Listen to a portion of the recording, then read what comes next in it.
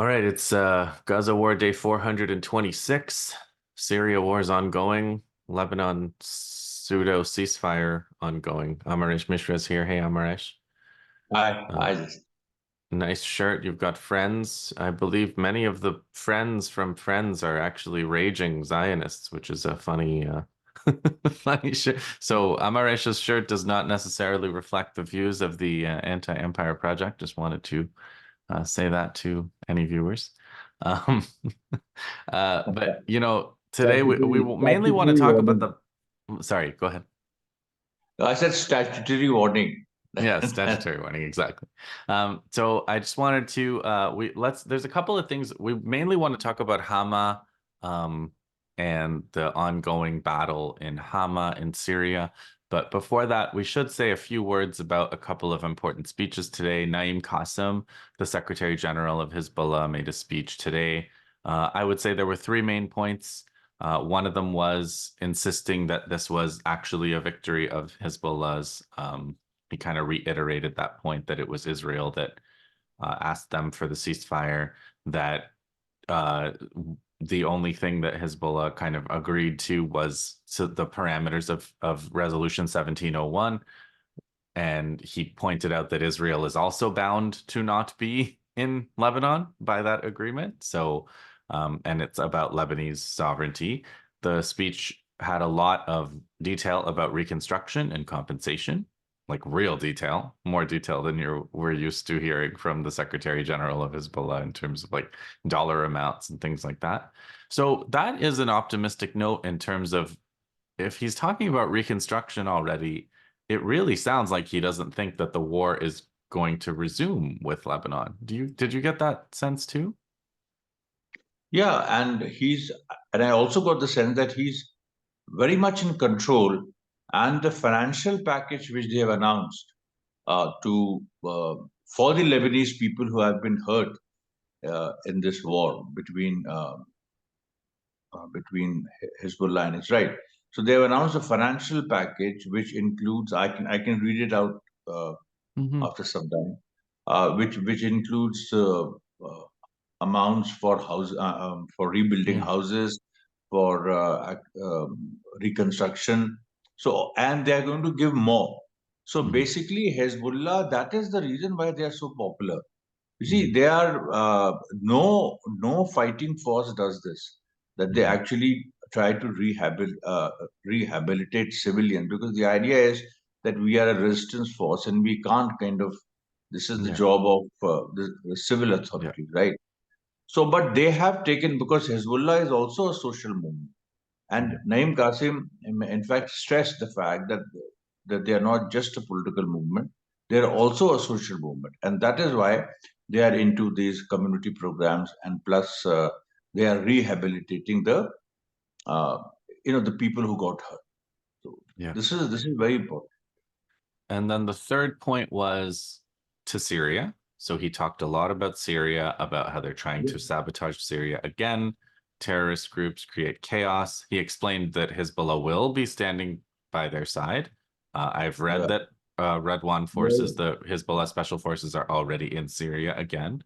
Yeah. And he said he did what Nasrallah used to do. He kind of berated the Ummah. He berated the Muslim community for falling for this again. He said, Yeah. Hezbollah is standing side by side with Syria, but how about the rest of you? Is it not time for the Arab and Muslim world to stand up as well? Every victory for Israel is a loss for you as well. Any other things you noticed there? There was one more. I mean, Naim Qasim basically said, apart from standing by Syria's side, that Hezbollah is ready to send troops there. In Yeah. fact, you just mentioned that the Hezbollah special forces are there. Actually, my information is that Hezbollah has uh, not kind of entered in a big way Mhm. inside Syria, but now they will. I mean, there are some advisors. There is a small group, but as far as the fighting is concerned, we have only seen Iranian fighters dying while Mhm. fighting. I mean, yesterday this Fatehin unit of the of Iran, which is not part of their military, but which is part of the military, but which is not part of the military.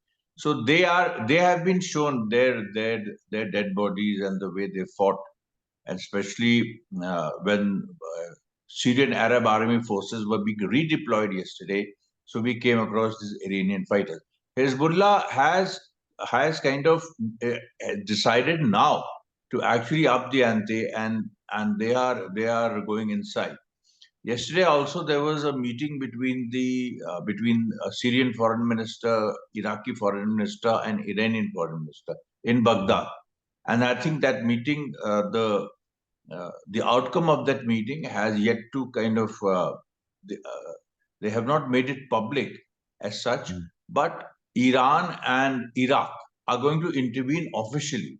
Now, if that happens, I mean, it will happen. So that will again bolster the SAA and the Russian forces, which, by the way, are doing their job. I mean, they are back to doing it more efficiently. And actually, what happened yesterday when news circulated about the fall of Hama, that was basically the SAA was trying to redeploy, because I saw the message of the commander who said that the so-called rebels are fighting in the guerrilla style, and Syrian Arab Yes. army is a conventional army, and so now they have to adapt, and they did, because guerrillas, they take an area, then they withdraw, then they take another, then they withdraw. So the Syrian Arab army also has started doing this. So so when the militants made a breach in the city of Hama, and that breach was through various reasons. I mean, again, some sophisticated equipment they had, and Yeah. Ukrainian help and everything. So they made a breach, and they entered the city. The Syrian Arab army, they redeployed themselves in the countryside. And in the countryside, if you see Hama, it branches out into the desert as well. So a large part of Syria is desert, right? And there you can fight a guerrilla war for a long time. But Syrian Arab Army, it redeployed itself outside Hama, and then it just retook many areas like the military airport, some other depots. They were able to not only take back, but they actually parachuted several soldiers in the heart of the city, and there fighting is going on, and with huge gains for SA. Now, this is something which actually I can read it out. How the whole. One more thing. Russia blew the bridge which connects Hama to Homs, because you see, Hama is about 213 kilometers from Damascus. Homs is about 160 160 or 170 kilometers from Damascus. So the Homs is below Hama, and there is this a 45-kilometer difference from each other. So Russians, they destroyed the bridge that connects Hama to Homs, and after destroying that bridge, the counter-offensive of the Syrian Arab army started, and right now they're actually giving help to the militants. This is the situation, because I have this Arabic channel with me, which is a Syrian channel. Very few people are able to access this, but I can see that the Syrian Arab army cuts the road between Homs and Hama after destroying an entire military convoy of terrorist organizations that tried to cross the Rastan bridge. So Russians blew the Rastan bridge. So when they have and there a lot of HTS forces got killed, and so obviously, while I didn't, I mean, previously I didn't know that people were killed. I thought that, that the rebels were killed. I thought that the bridge had been destroyed. Now it is coming out. the forces were deployed near the Rastan bridge were also killed. And then you have this whole image about Syrian Arab army uh, parachuting soldiers in the center of the city, for where again the fight is now has now renewed. The Syrian Arab army has started entering the northern neighborhoods of Hama city, and these now northern neighborhoods are those which the rebels were able to penetrate. Mm. And some strategic points around Hama they have taken. They have taken controls of the villages Khattab and Mardis in uh, in the northwestern Hama uh, area, and they are. I mean, they are advancing all along. They are advancing all along. There's no doubt about it. And So yesterday's yeah. scare was like I I I told you it's a Pyrrhic victory. You know, it's a Pyrrhic victory. It is. This is actually Hama. They have decided to hold at any cost, and the Syrian Arab army is kind of trying to prove itself because it has come under fire from Iranians also for Mhm, being a bit incompetent, and some higher Syrian officials they were caught off guard, and they were mhm, unable and they didn't inform Iran of the real ground situation, which was reassessed by Iranians on the ground, and then this whole thing they're getting the act together. This is quite clear, mhm. and this is the beginning of the counteroffensive by the Syrian Arab Army. Yeah. So so the this is a map that I started looking at today. There's a site and it's Google Maps. They're updating it frequently. So this is as of 6 hours ago, where green is the so-called rebels and red is the government. And the Rastan Bridge is here. You were just referring to the Russian bases are Latakia and Tartus, I guess. Yeah. This is where the Russians are. And the Russians don't have troops there per se. I gather that there is a force that's on their way, but what the Russians have been doing so far is just with their air force, and they've done quite a bit with their air force. Um, but I think the point that you were trying to make to me when I was writing you worried earlier today was just to say that the way that the Russians and the Iranians and Hezbollah for that matter, the Palestinians, all of them have the same philosophy, which is we don't fight to the death for every inch of ground. That's not how they do things. So they are always willing to make that trade of preserving their forces and giving up territory. So, it wasn't the destruction of the Syrian army in any of these places, even Aleppo.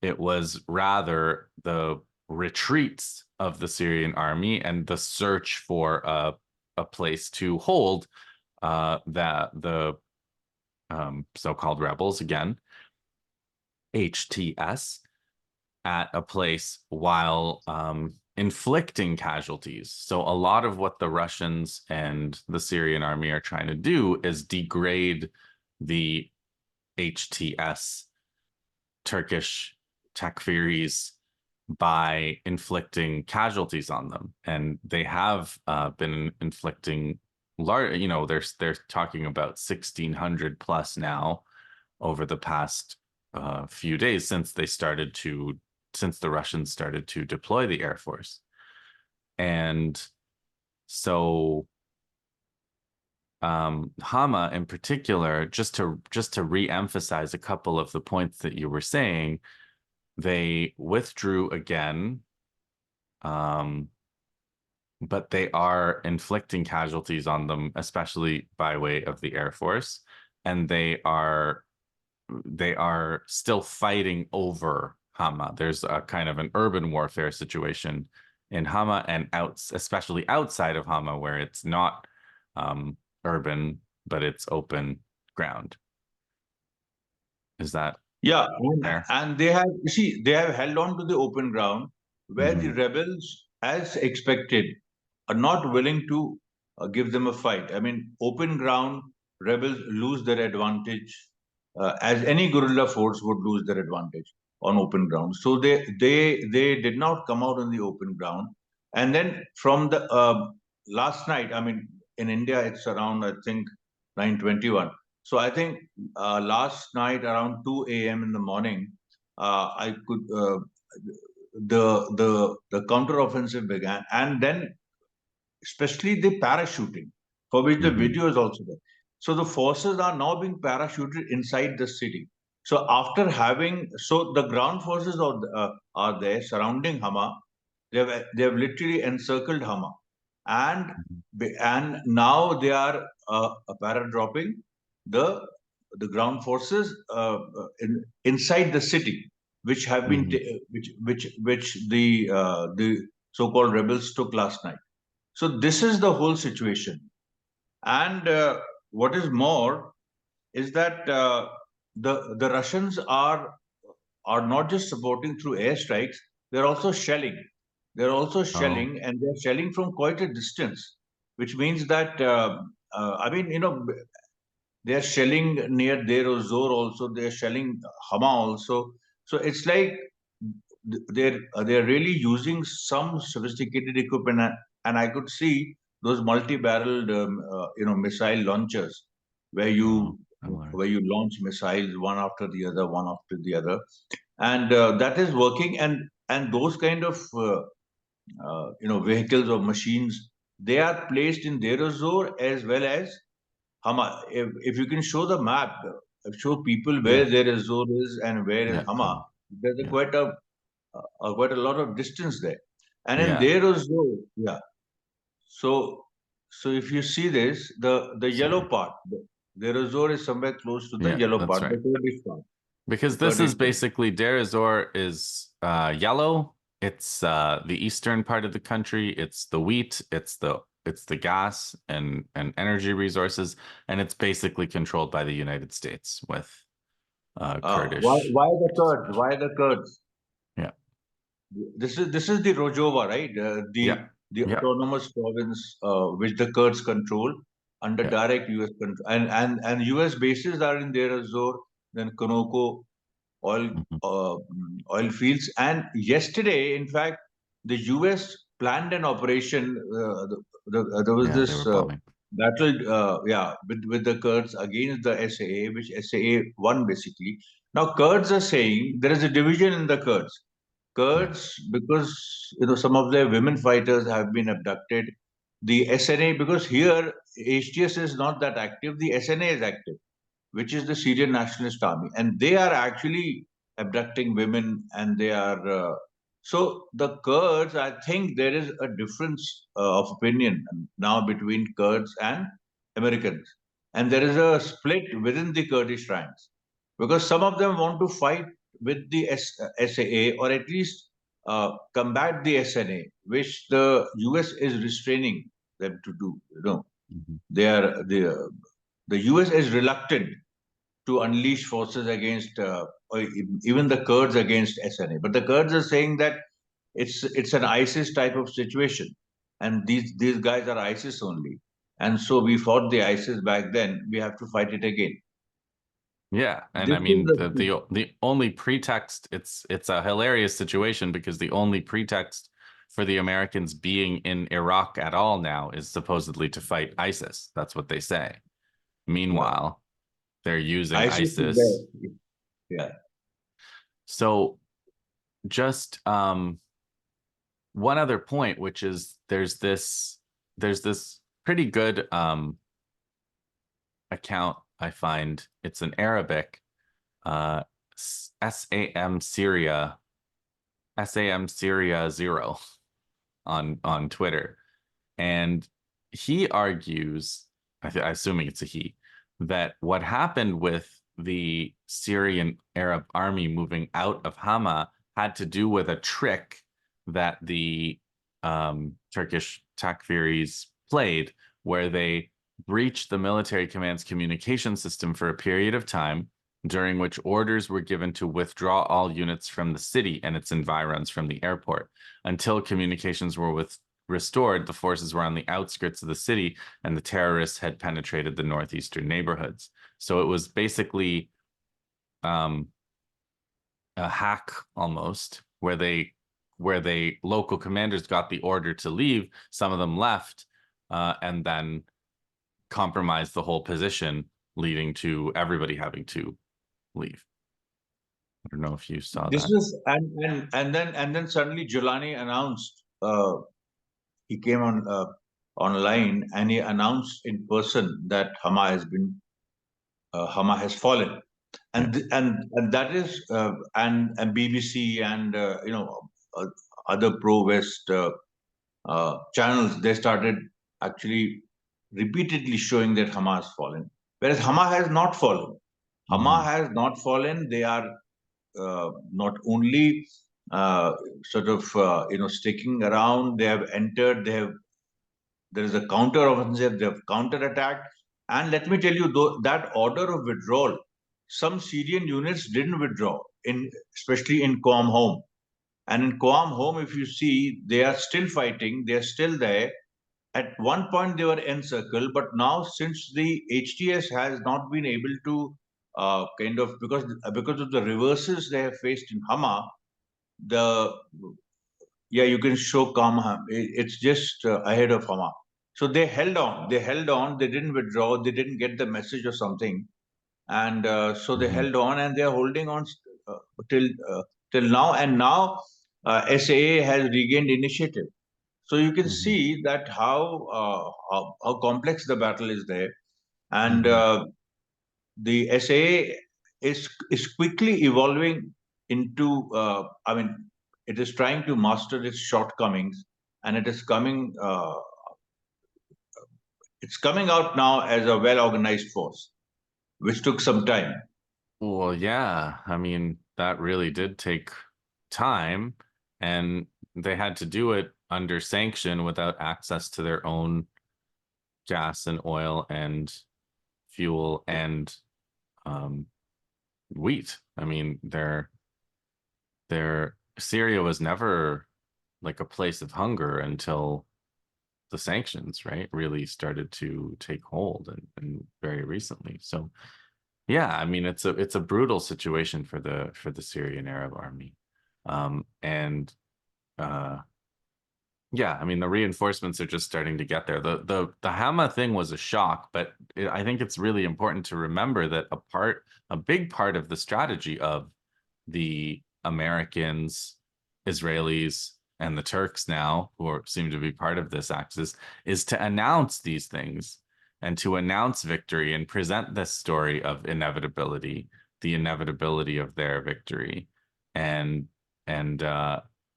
psych everybody out that way. That's a huge part of what they do. Yeah, absolutely. I mean, and in fact, since a day or so, since day before yesterday, the Syrian Arab Army has been warning about this kind of psychological law. And now, when they are regaining initiative, they have started, their media outlets, and they have also become equally active, and they are relaying this message. The problem is that many of the handles and many of Geopolitical Watch and Middle East Spectator and on Telegram, they are I don't know who's running those things, but some of them appear to be kind of pro HTS. If not pro HTS, then at least they are ridiculing. I mean, in the beginning, they ridiculed Bashar and everything. Now they are coming around and they are saying that the Syrian Arab Army has regained the initiative. But the Syrian Arab Army and the Russian forces, they had inflicted a lot of casualties before, which were not reported, especially in Idlib. There have been more than 1,000. So while the ground war is being fought in Hama, Russia is constantly sort of their airstrikes are continuing in Idlib and Aleppo as well. So there, that aspect is there, because from Himim, which is the Russian air base, they are Continuous. and the decision of Putin to intervene and set up bases in Syria just proved to be right, because now the Russians, the way they have operated, the way they have used their base, it is far better than the way Americans have used their bases. Because the Yeah, and American bases, the attempt to induce panic in the Syrian government and the Syria's allies, I mean, it does contrast with the Russian statement, especially the Russians. Peskov, he basically just said, "Yeah, we're talking to the Syrians. We'll give them whatever they need." That was basically the tone too. It wasn't like, "Oh my God, we're in big trouble." It was very like, "Yeah, we're talking to them. They're telling us what they need so that we can give it to them." yeah, precisely. Like, It was typical Russian terseness, which yeah. was there, and the way which is fine. I mean, I think Iran has also said that they can get in two brigades Hmm. in a couple of days. Two brigades. Two brigades is huge, Hmm. and they're saying they're going to get in. I mean, they can get the forces there in 2 weeks. The Iraqis are there, but the Yeah. Iraqi government officially has not intervened. So I think now the Iraqi government might intervene officially. Because this time the thought is that we have that Syria should be we have to clear Hmm. Syria uh, from the HTS, and let and they should not be allowed to hold Aleppo or Idlib also. Yeah. This Yeah. is something which has come out, and which is a huge backlash against the American, Turkish, Israeli dream, basically of Yeah. destabilizing Syria. Yeah, but I mean, those fights are going to be long and it's going to be tough. I hope not to. I mean, who knows? But like, it'll be. I hope not to have another shock. Hearing about Hama earlier was quite a shock. But if they're still fighting there, then um, No, no, don't believe. Actually, these news outlets, mhm. they are they're part of yeah, the war, right? I mean, absolutely, have to absolutely. be honest. And you see, now when there are Syrian troops inside the city and they are retaking many positions, the West is going to downplay this, and they Hmm. will shift focus, because the new media strategy is to shift focus when you are losing. And Hmm. so Yes. they'll suddenly talk about another front. They'll start talking about the SNA front and how they are winning there, although it is Yeah. their allies who are losing there. I have not come across a single credible news from any of these big guns, the Hmm. BBC, CNN, or No. even Guardian, that basically the American hypocrisy has been exposed, and their whole support to Kurds is now in shambles. Yeah. Because what are the Kurds going to do? They have to fight the ISIS, which is the SNA, Yeah, I mean, and first of all, ISIS is, yeah, committed a genocide against the Kurds, basically. Second yeah, of all, in the last round. Second of all, Erdogan's whole real reason for being in Syria is to fight the Kurds, in theory. yeah, Uh, and so he's the real, his obsession is with I mean, he has lots of obsessions, but the Kurds are a huge obsession of his. And so the Americans to set up their Kurdish allies to be sacrificed again is it's like the yeah, I don't know. It's an incredibly treacherous ploy, but like it's amazing to also see the Kurdish forces continue to put themselves in this position. Like, Yeah, they actually, this whole talk about sex slaves and all, which again resurfaced after so many yeah, years after ISIS was defeated. We saw pictures mhm, of basically Kurdish women fighters being taken away, and that they are sabaya, they are sex slaves. Now, all these things, obviously, these were SNA guys, they were not HTS. But America is also controlling SNA in a way, mhm, although yeah, the Turks are there directly, sort of, yeah, uh, I mean, guiding their or whatever, fueling their advance. But the point is that that throwing the so-called, because Kurds were presented to the West as these liberal democratic forces and yeah, women fighting and women empowerment. And look there with the West. And now what? Now you have just left them to be slaughtered, and they are striking back. They have to strike back. They have to survive. If you see, the original plan of the West was to divide Syria into three parts. You must have heard uh, yeah, U.S. officials say that Assad should come around to a political solution. Now, which yeah, sounds very good, because so there has to be a political solution to this battle, whatever. But the three parts in which the U.S. wants to divide, this is the political solution they are offering. That yeah, Assad can take a small part, the Alawite Damascus, region.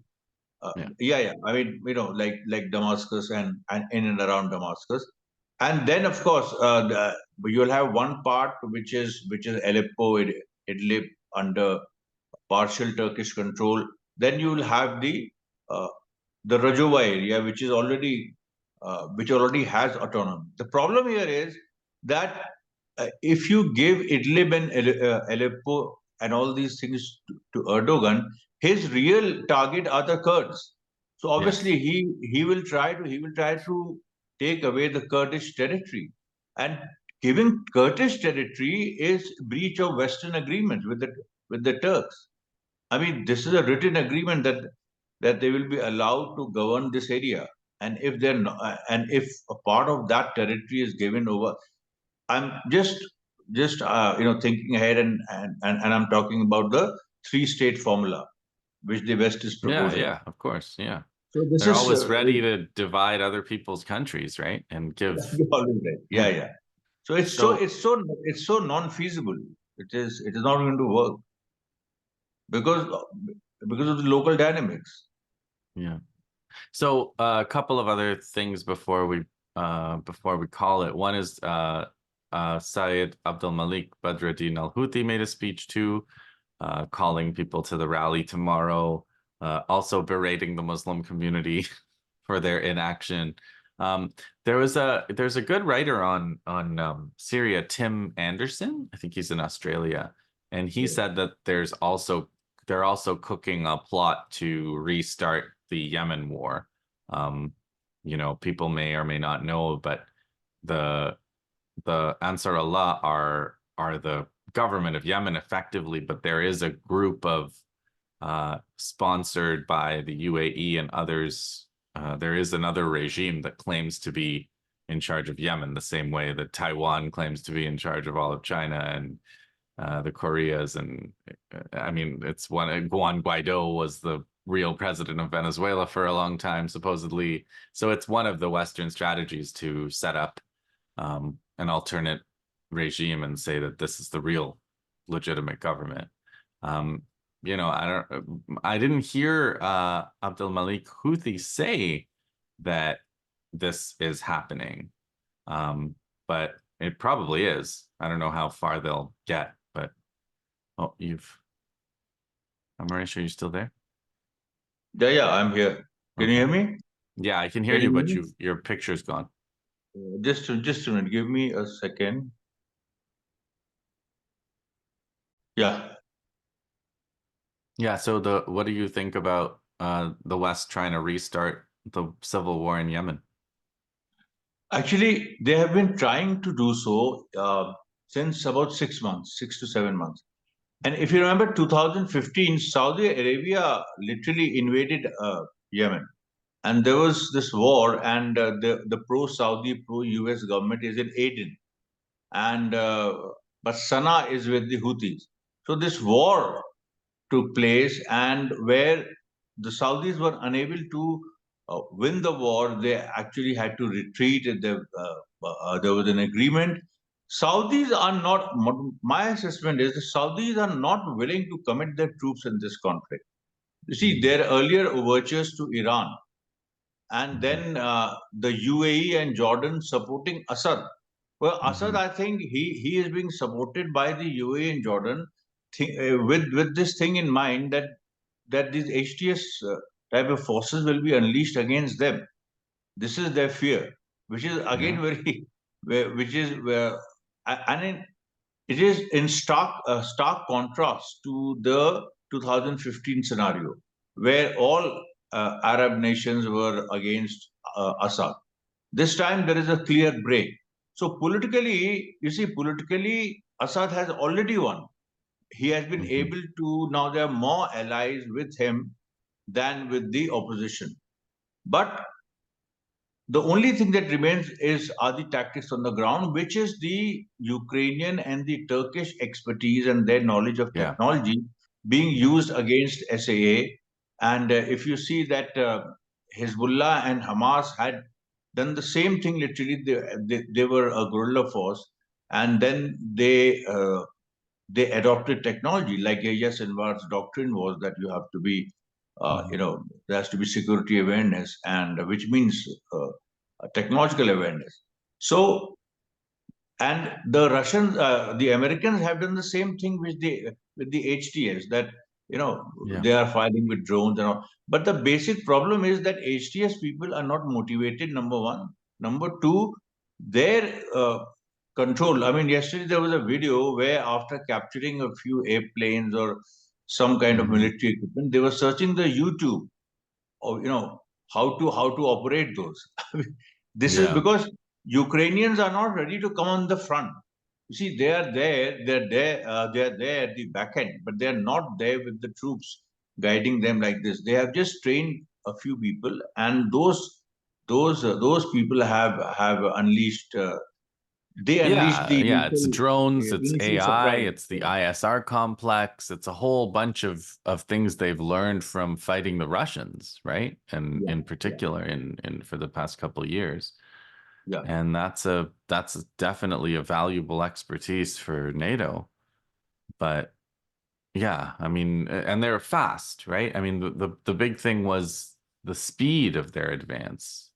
Yeah. And their use of this is classic shock and awe tactics. Yeah, this is classic shock and awe tactics, but it always shock and awe works when you have people like it worked in Iraq, where you have already there is a compromise with the Iraqi forces, like the Battle of Baghdad never happened. You see, the Iraqi army defected. The Iraqi army defected, and because many of its commanders were kind of brought over, and it's a different thing that the Americans did not keep their part of the bargain, and that is why we had this Iraqi civil war and Fallujah and all. So here also, here they were like better prepared, better organized, and they knew their strengths and weaknesses. They knew the strengths and weaknesses of the SAA, that it is not expecting an attack, and this entire front can collapse within a few days. But the stand in Hama, which they have taken, and it was taken at the highest levels between Russia, Iran, and Syria, that we have to hold on to Hama, come what may. So, and this is paying off. You see, this is paying off, and from here, I think the narrative will change. Let's see how HTS reacts to this, because you see, they have between. I mean, there is a distance of 213 kilometers between Hama and Damascus, and after Hama there is Homs. Homs is about 46 kilometers south of Hama, so they have to cross Homs as well, and then the desert is always there running parallel. So if they can be pushed back in the, if they are pushed into the desert, that is a major thing. You see, that is also one of the tactics of SAA. In the desert, there's a different. You can't even fight like guerrilla style. You have to, uh, you know, find some oasis, and you have to get into a very different. It's a like in the last desert war was in the during the Second World War between Germany and England and European forces. So Yeah. I think geographically also, as far as the terrain is concerned, the militants can only fight. I can see your map. So the militants can only fight in that area which is a bit greener. Yeah, This exactly coastal that. area, yeah. So this is the area, and they wanted to. They should have reached Damascus by now, as per their plan, but they haven't. And so the more days Syrian Arab army holds on to, the more there is a possibility of Iranian direct intervention, and then the Iraqi direct intervention, and chasing these forces till Turkey. That is the whole plan of the axis of resistance. Yeah. And then I mean, Israel's made various threats that they're going to intervene if Iran intervenes, but No, Israel is not going to intervene. Israel doesn't have.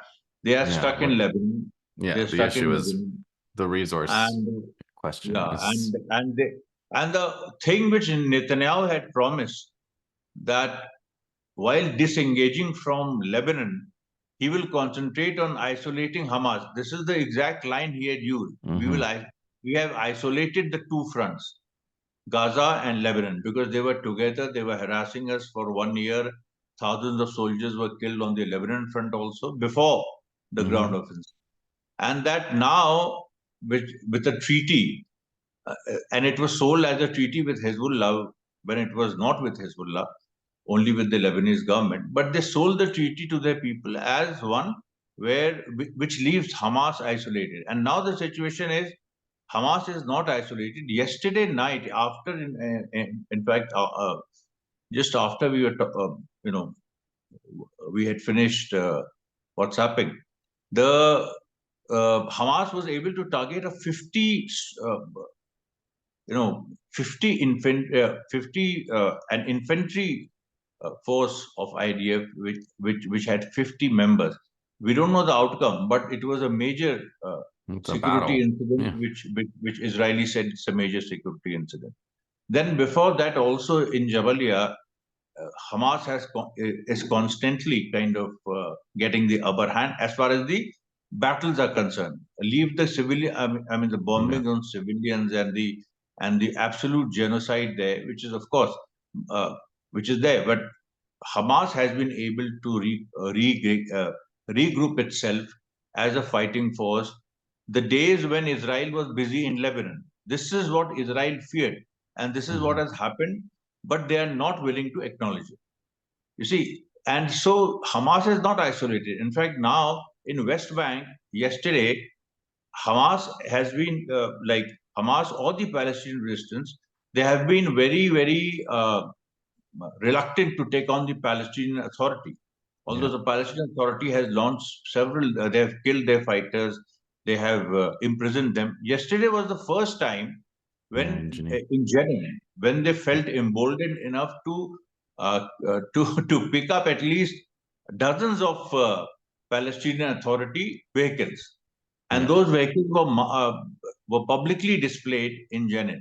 It is that they have basically opened a war front with the Palestinian Authority, which was necessary, which had to come. You see, on the other hand, some of Abbas representatives are talking to Hamas in Qatar. This is also true, because there's this talk about there's this thing about Fatah and Hamas coming together to govern a post-war Gaza. But on the ground, the Palestinian resistance in West Bank is now so strong that they can operate on their own, and they are acting they're acting against the Palestinian Authority on their own initiative, so which That's is quite significant. Yeah. Okay, let's stop there. I'm sure we'll be back soon. So thanks for joining, Amaresh. Thank you.